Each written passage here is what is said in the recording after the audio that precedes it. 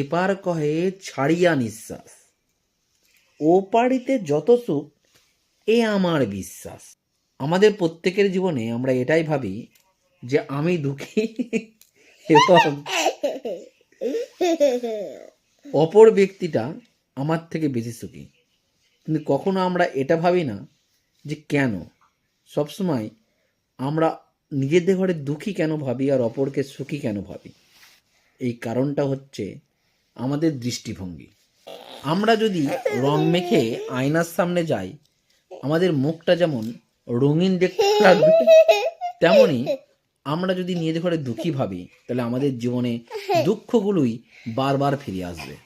তাই নিজেদের ঘরে আগে সুখী এবং আনন্দের মধ্যে রাখতে শেখো, তবেই আমাদের জীবনে সুখ এবং আনন্দগুলো ফিরে আসবে।